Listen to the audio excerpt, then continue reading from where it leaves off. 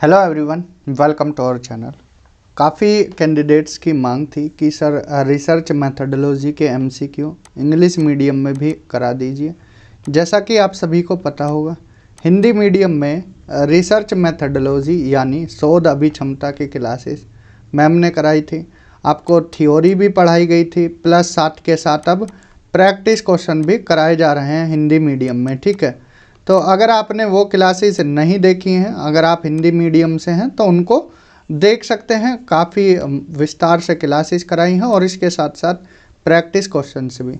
अब रही बात इंग्लिश मीडियम वाले कैंडिडेट्स की, जिनको इंग्लिश मीडियम में क्लास चाहिए थी, कंटेंट इंग्लिश मीडियम में चाहिए था, तो उनके लिए यहाँ पर हम 5-6 क्लास लेकर आएंगे। ठीक है, 5-6 क्लासेस में आपको 500 प्लस क्वेश्चन यहाँ देखने को मिल जाएंगे। ठीक है जी। तो यहाँ पर अगर पहली क्लास की बात करें, पहली क्लास सभी के लिए फ्री ऑफ कॉस्ट रहेगी, जो चैनल के जिन्होंने चैनल को सब्सक्राइब कर रखा है, और जो दूसरी और तीसरी चौथी पांचवी जो भी क्लास है वो सिर्फ मेंबरशिप वालों के लिए रहेगी। इसलिए आप पहले ही बता देते हैं कि 29 की चैनल की मेंबरशिप ले सकते हैं। कोई ज़्यादा बड़ा अमाउंट नहीं है।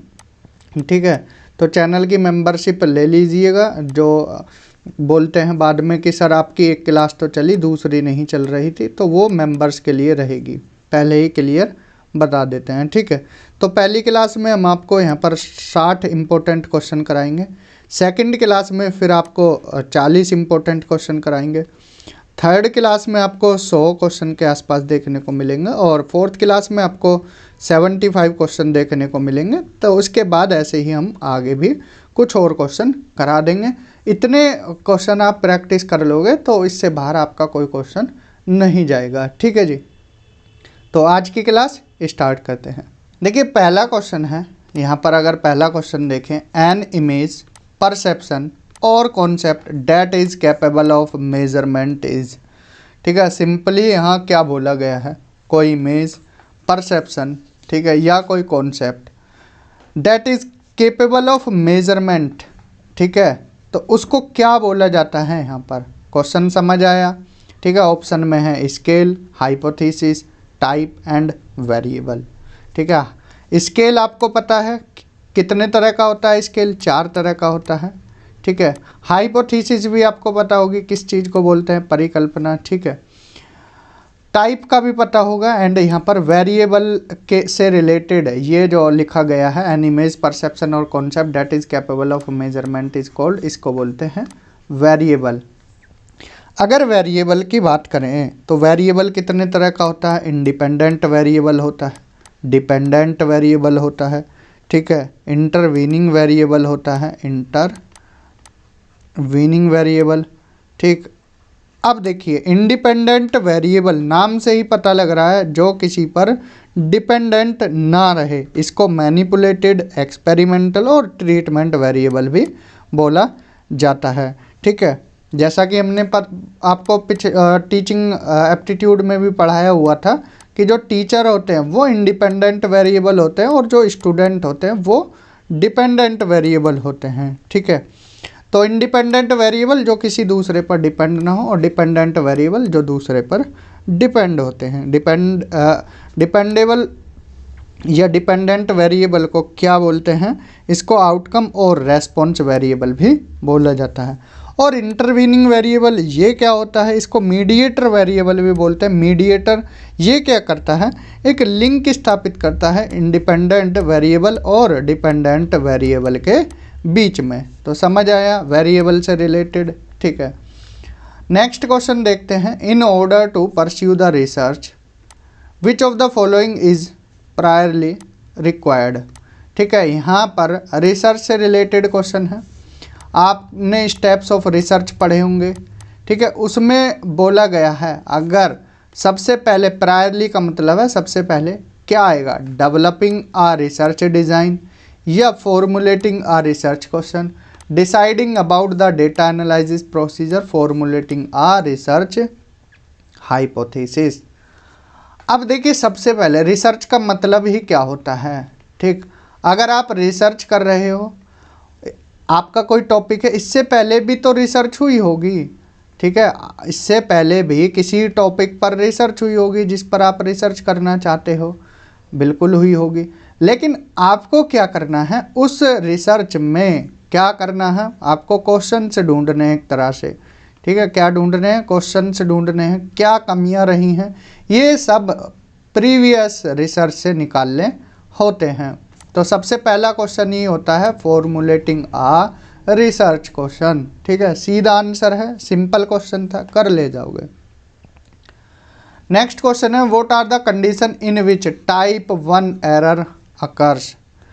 अब देखिए, जब आप हाइपोथेसिस की टेस्टिंग करते हो, हाइपोथेसिस की टेस्टिंग करते हो, ठीक है, टाइप 1 एरर क्या होता है और टाइप 2 एरर क्या होता है। टाइप 1 एरर, ठीक, और टाइप 2 एरर, ठीक है, इनके बारे में थोड़ा सा देख लेते हैं। टाइप 1 एरर की बात करें, the null hypothesis get rejected even if it is true. अब जो नल हाइपोथेसिस है हमारी, अगर वो सत्य भी है और उसको रिजेक्ट कर दें तो ये होता है टाइप 1 एरर। और टाइप 2 एरर कब होता है, जब null hypothesis get accepted even it is false. अगर आपकी नल हाइपोथेसिस फॉल्स आ गई है लेकिन आपने फिर भी उसे एक्सेप्ट कर लिया, तो वो आपका क्या हो जाएगा, वो हो जाएगा आपका टाइप 2 एरर। ध्यान से देखना है, ठीक है, ये हो जाएगा क्या, टाइप 2 एरर। ठीक है, अगर आपकी जो नल हाइपोथेसिस है वो क्या है, फॉल्स आ गई, ठीक, और फिर भी आपने उसको एक्सेप्ट कर लिया, तो ये टाइप 2 एरर है। अगर नल हाइपोथेसिस ट्रू है और आपने उसको रिजेक्ट कर दिया तो ये टाइप 1 एरर है। दोनों एरर ध्यान रखने हैं। समझ आया टाइप 1 एरर और टाइप 2 एरर के बारे में। नेक्स्ट है हाउ टू जज the depth of any research. अगर आपने कोई रिसर्च की है, आपने कोई शोध की है या रिसर्च की है, उसकी डेप्थ नापनी है कि कितनी डेप्थ में वो रिसर्च रही होगी, ठीक है, तो उसका पता किससे लगता है, रिसर्च के टाइटल से। अगर रिसर्च का टाइटल 2 लाइन में है, क्या वो बड़ी रिसर्च होगी। बाय रिसर्च ड्यूरेशन, अगर 8-10 साल में रिसर्च हुई है, क्या वो डेप्थ में रिसर्च हुई होगी। या बाय रिसर्च ऑब्जेक्टिव, रिसर्च के ऑब्जेक्टिव देखकर कि रिसर्च के ऑब्जेक्टिव क्या क्या हैं। या by total expenditure on research, आपकी रिसर्च पर 8-10 लाख रुपए लगे हैं, ये सब देखकर। तो सिंपली क्या होता है, अगर आप कोई थीसिस भी पढ़ रहे हो तो सबसे पहले उसके ऑब्जेक्टिव से देखना, ठीक है, ऑब्जेक्टिव से ही पता लग पाएगा कि कितनी डेप्थ में रिसर्च हुई होगी। ठीक है जी, तो इसका करेक्ट आंसर ऑप्शन सी है। ठीक, नेक्स्ट है विच of the following is not the method of research. इनमें से कौन सा रिसर्च का मेथड नहीं है। सर्वे रिसर्च बिल्कुल होती है, historical research, philosophical research, observation research नहीं होती है। ठीक है, ये आप ध्यान रखना। टाइप्स ऑफ रिसर्च में हमने काफ़ी अच्छे से कराया हुआ है, वो क्लासेस आप देख सकते हैं। टाइप ऑफ रिसर्च में सारी रिसर्च करा रखी हैं। ठीक है, 55 मिनट की वो क्लास है। अगर आप प्ले लिस्ट में जाओगे, सबसे नीचे की तरफ आपको UGC नेट पेपर 1 से रिलेटेड प्ले लिस्ट मिल जाएगी। वहाँ पर टाइप ऑफ रिसर्च, ये रिसर्च से रिलेटेड हमने चैप्टर करा रखा है, आपको क्लासेस मिल जाएंगी। नेक्स्ट है रिसर्च इज, रिसर्च क्या है, एक शोध क्या है। सर्चिंग अगेन एंड अगेन, के अब बिल्कुल सही है। Finding solution to any problem, ये भी सही है। Working in a scientific way to search for truth in of any problem, ये भी सही है। या नन ऑफ द अबव। अब यहाँ पर पूछा है, अब इसमें आपको तीनों ही सही हैं, तो जो ज़्यादा सुटेबल हो वो आपको आंसर करना होता है। ठीक है, ये भी सही है, ये भी और ये भी, लेकिन इसमें मोस्ट अप्रोप्रिएट कौन सा है, ऑप्शन सी है, वर्किंग इन अ साइंटिफिक वे। जो रिसर्च होती है वो किस में होती है, साइंटिफिक वे में। आप इसमें अपने भाव विचार, ठीक है, ये व्यक्त नहीं कर सकते, अपनी आइडियोलॉजी नहीं दे सकते, आप किस आइडियोलॉजी के हैं। रिसर्च आपकी साइंटिफिक वे में होनी चाहिए to search for truth of any problem, किसी एक प्रॉब्लम का सच निकालने में। ठीक है, नेक्स्ट है in the process of conducting research formulation of hypothesis is followed by. ठीक है, किसी एक रिसर्च में फॉर्मुलेशन ऑफ हाइपोथेसिस के बाद कौन सा स्टेप आता है, ठीक है, वो आपको बताना है। Statement of objective, analysis of data, selection of research tool या कलेक्शन ऑफ डेटा। तो इसमें सिंपली आता है सिलेक्शन ऑफ रिसर्च टूल। जैसे ही आपने हाइपोथेसिस की, ठीक है, हाइपोथेसिस बनाई, इसके बाद क्या करोगे आप, रिसर्च टूल्स का सिलेक्शन करोगे। नेक्स्ट है the main objective of dash study is acquire knowledge, ठीक है, किस रिसर्च का मेन ऑब्जेक्टिव होता है नॉलेज को एक्वायर करना, एक्सप्लोरेटरी, डेस्क्रिप्टिव, डायग्नोस्टिक या डेस्क्रिप्टिव एंड डायग्नोस्टिक। अब देखिए यहाँ पर आपको सारी रिसर्च डिटेल में हम पढ़ा नहीं सकते क्योंकि बहुत लंबी वीडियो हो जाएगी। एक क्वेश्चन ही अगर 5 मिनट लगने लगे तो वीडियो कम से कम 3 घंटे प्लस की जाएगी।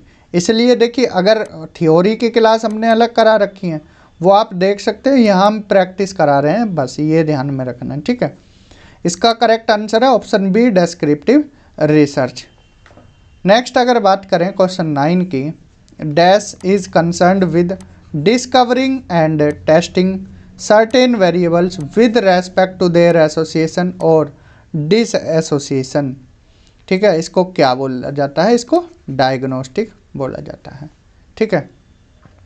नेक्स्ट है one of the terms given below is defined as a bundle of meanings और characteristics associated with certain events, objects, conditions, situations and the like.